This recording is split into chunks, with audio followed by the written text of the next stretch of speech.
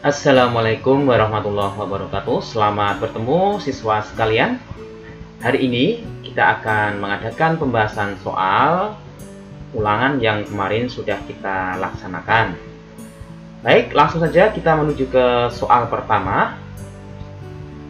Soal pertama menanyakan tentang tujuan pemberontakan PKI Madiun tahun 1948. Jadi, perlu difahami bahwa dalam sejarah Indonesia, PKI itu pernah melakukan 3 kali pemberontakan ya. 3 kali pemberontakan dilakukan oleh PKI, yaitu tahun 1924 ya, itu pada masa pemerintahan kolonial Belanda. Yang kedua tahun 48 yaitu PKI Madiun, dan yang terakhir tahun 1965 ketika terjadi peristiwa G30S PKI. Kalau peristiwa yang pertama yang tahun 1924 itu bentuk perlawanan terhadap kekuasaan kolonial Belanda saat itu ya. Sedangkan yang tahun 48 dan 65 itu adalah bentuk dari pemberontakan ya, karena PKI Madiun dan G30S itu tujuannya sama, yaitu ingin menggantikan dasar negara Pancasila dengan dasar negara komunis. Dengan kata lain, mereka ingin mendirikan negara komunis di Indonesia. Jadi tolong diingat bahwa 48 dan 65 itu bentuk dari pemberontakan PKI yang bertujuan mendirikan negara komunis Indonesia, dengan kata lain mengganti Pancasila dan Undang-Undang Dasar 45 ya. Itu jawabannya adalah yang B. Baik, kita menuju yang kedua, yaitu pangkal utama penyebab dari pemberontakan PKI Madiun adalah akibat penandatanganan dari perundingan apa? Nah, jadi jawaban yang benar adalah yang Renville ya. Saya tambahkan bahwa selain PKI Madiun ya, Renville ini juga menjadi awal dari pemberontakan DITII Kartosuwiryo di Jawa Barat. Jadi satu perundingan atau satu hasil perundingan itu bisa menyebabkan 2 pemberontakan ya, otomatis alasannya juga berbeda ya. Alasan dari PKI Madiun dan DITII Kartosuwiryo terhadap hasil Renville itu berbeda, tapi prinsipnya Renville itu yang menjadi pangkal utama dari pemberontakan PKI Madiun dan juga DITII Jawa Barat Kartosuwiryo.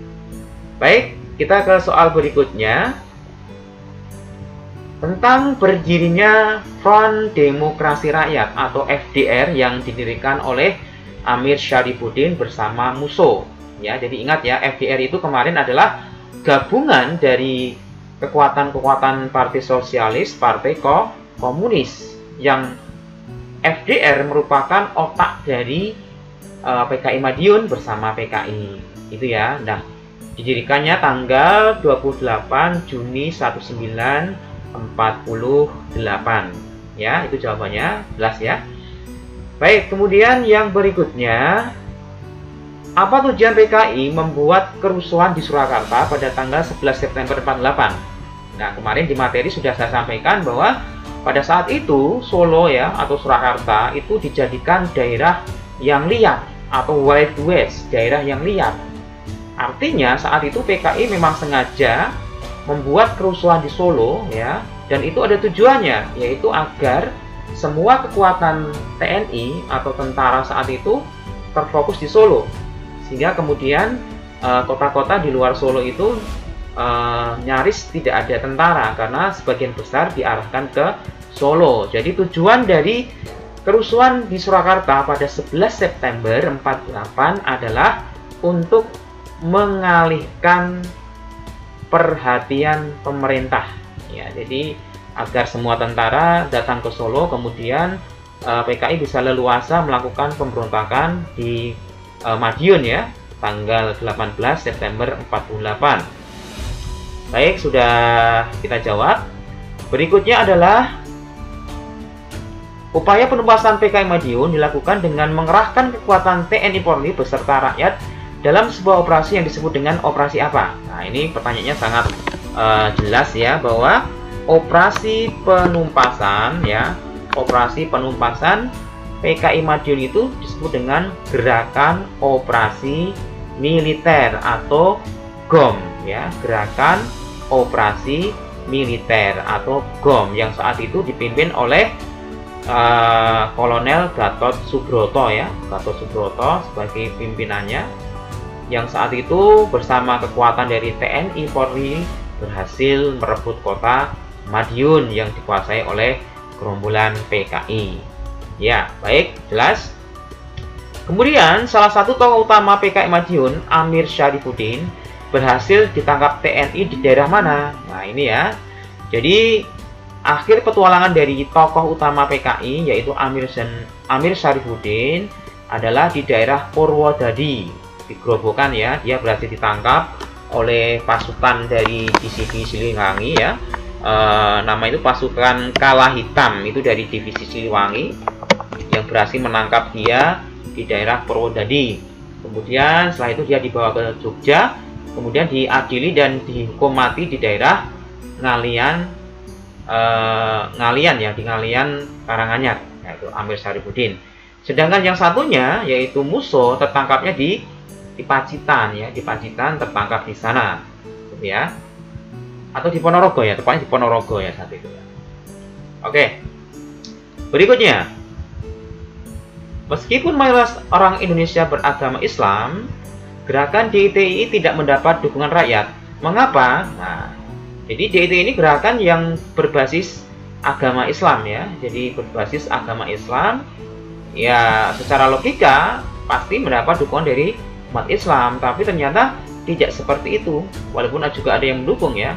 Kenapa? Karena DITI dianggap telah mengkhianati proklamasi kemerdekaan dan Pancasila. Ini jawaban yang benar, gitu ya. Baik, kita lanjut ke soal berikutnya.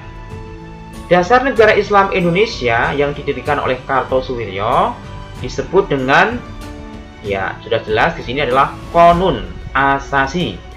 Qonun itu artinya hukum, asasi itu dasar ya. Yang sebenarnya dalam Qonun Asasi itu isinya adalah berdasarkan Quran dan hadis ya.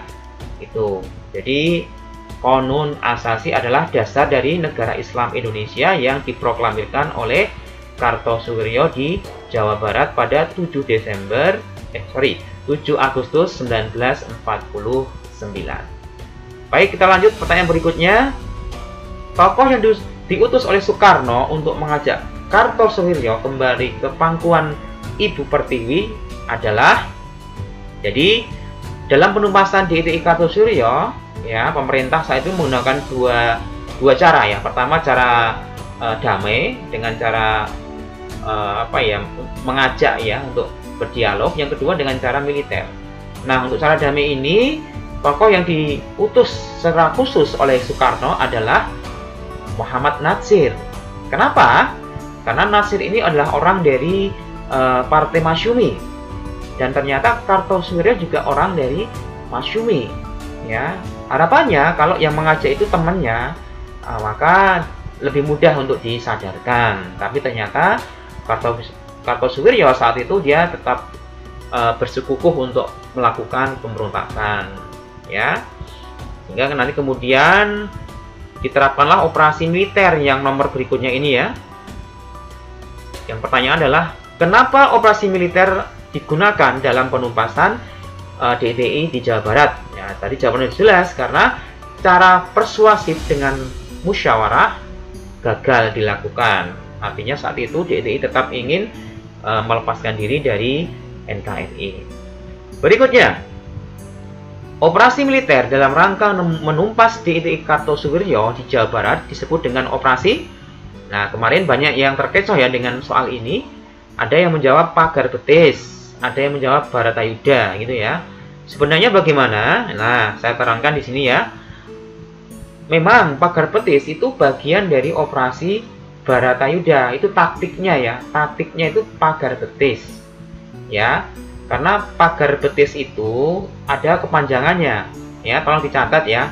Pagar betis itu adalah pasukan ya.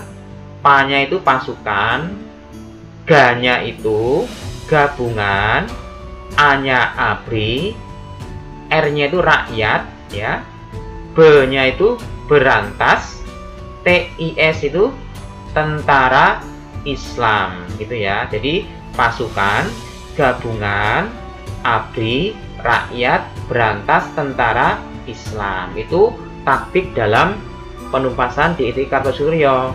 Sedangkan nama operasinya namanya Operasi Baratayuda. Kemarin banyak yang terkecoh dengan jawaban ini ya, dengan soal ini. Ya, jadi saat itu antara rakyat dan ABRI itu saling bahu-membahu melakukan penumpasan seperti itu. Baik, sudah jelas ya. Lanjut berikutnya, daerah pemberontakan DITI Amir Fathah itu berada di daerah mana? Ya, ingat kemarin Amir Fathah itu dia bergerak di daerah Tegal dan sekitarnya. Daerah Tegal dan sekitarnya, sehingga kita bisa langsung menjawab itu yang jawaban D ya. Pantai utara Jawa, yaitu di Brebes, Tegal, dan Pekalongan. Saya kira sudah jelas ya, Amir Fathah. Kemudian untuk soal berikutnya, dalam upaya menumpas DITI Amir Fathah, dibentuklah pasukan khusus yang dibentuk oleh Kolonel Ahmad Yani, di mana pasukan ini bergerak secara cepat dan senyap. Pasukan yang dimaksud adalah, nah ini ya, jadi jawabannya adalah yang D ya, Banteng Rider. Banteng Rider itu pasukan yang dibentuk oleh Kolonel Ahmad Yani dalam rangka menumpas DITI Amir Fathah ya. Baik, lanjut berikutnya tentang penangkapan Kartosuwiryo. Jadi tanggal 4 Juni 62 Kartosuwiryo berhasil ditangkap di daerah mana? Seperti itu ya. Jawabannya sudah jelas, yaitu di Gunung Geber, Majalaya, Majalengka, Jawa Barat ya. Yang kemudian dia dijatuhi hukuman mati itu di Kepulauan Seribu ya, tepatnya di Pulau Ubi. Di Pulau Ubi di Kepulauan Seribu, Jakarta. Dan sekarang pun makamnya ada di sana, di tengah lautan ya, di Kepulauan Seribu di Jakarta. Baik, berikutnya, gerakan DITI Amir Fathah semakin kuat setelah bergabungnya. Nah, ini jawabannya sudah ada di materi saya, yaitu Angkatan Umat Islam dan Batalion 426 ya. Pasti yang bertanya, Pak, 426 itu kan tentara, Pak, TNI. Iya, betul. Karena kenapa mereka mendukung DITI? Ya, jadi anak harus tahu dulu bahwa batalion ini itu sebagian besar anggotanya adalah anggota bekas Hizbullah Sabilillah. Jadi pasukan Laskar Islam yang kemudian menjadi batalion 426. Jadi masih ada hubungan ideologis lah ya, sehingga mereka akhirnya mendukung DITI Amir Fathah. Yang berikutnya adalah DITI di Sulawesi Selatan diproklamasikan oleh, ini sangat mudah sekali, yaitu Kahar Muzakar. Ya, kalau Ibnu Hajar itu di mana? Ya, di Kalimantan Selatan. Daud Bereh itu di Aceh. Kartosuwiryo itu di Jawa Barat. Amir Fathah di Jawa Tengah. Baik, berikutnya, alasan APRA melakukan pemberontakan adalah, jadi APRA ini kemarin yang memimpin siapa? Ya, Westerling dan Sultan Hamid II. Ada dua alasan mereka melakukan pemberontakan. Pertama adalah mereka ingin memiliki pasukan sendiri di luar TNI, di luar Angkatan Perang Republik Indonesia saat itu. Sedangkan yang kedua adalah mereka ingin mempertahankan bentuk negara federal, yaitu negara Pasundan. Jadi jawabannya adalah yang B. Berikutnya, dalam upaya penumpasan pemberontakan PKI Madiun 48 dilancarkan operasi militer yang dipimpin oleh, ya tadi sudah ya di depan ya, yaitu Kolonel Gatot Subroto dengan nama operasinya apa? Iya, Gerakan Operasi Militer atau GOM. Ya, itu ya. Berikutnya, pahlawan yang gugur dalam penumpasan pemberontakan RMS di Maluku adalah, nah ini adalah putra dari Solo ya, yaitu Letnan Kolonel Slamet Riyadi. Makanya sekarang dijadikan nama Jalan Slamet Riyadi di kota Solo. Bahkan di daerah Geladak itu ada patung Pak Slamet Riyadi. Tapi tahukah kalian bahwa makam Slamet Riyadi itu ada di mana? Ya, Kalau kalian pernah berziarah di makam pahlawan Solo ya, di Juruk itu ada namanya makam Slamet Riyadi. Tapi sebenarnya makamnya itu ada di Ambon, di Maluku ya. Jadi yang di Solo itu semacam apa ya? Petilasan lah gitu kira-kira. Karena makam yang asli itu ada di Ambon ya. Kenapa tidak dibawa ke Solo, Pak? Karena saat itu ketika mau dipindah ke Solo ya, penduduk di Ambon itu tidak mengizinkan, karena bagi mereka Slamet Riyadi itu seperti pahlawan mereka juga gitu. Nah ini ya sekedar keterangan dari Slamet Riyadi. Kemudian yang terakhir adalah alasan dari Daud Be'reh bergabung dengan DITI Kartosuwiryo adalah, nah ini, jadi saat itu Presiden Soekarno itu sudah pernah ya menjanjikan bahwa Aceh akan menjadi sebuah daerah otonom, semacam provinsi gitu ya. Tapi kemudian ternyata entah Soekarno itu lupa atau bagaimana, akhirnya Aceh itu dijadikan daerah setingkat karesidenan di bawah Sumatera Utara. Jadi orang-orang Aceh menganggap bahwa Pak Karno itu tidak menepati janji. Makanya kemudian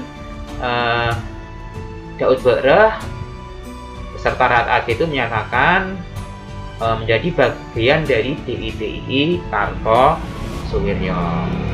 Baik anak-anak sekalian, demikian tadi untuk pembahasan materi kita. Semoga ini bisa menjadi bahan untuk belajar kalian di rumah.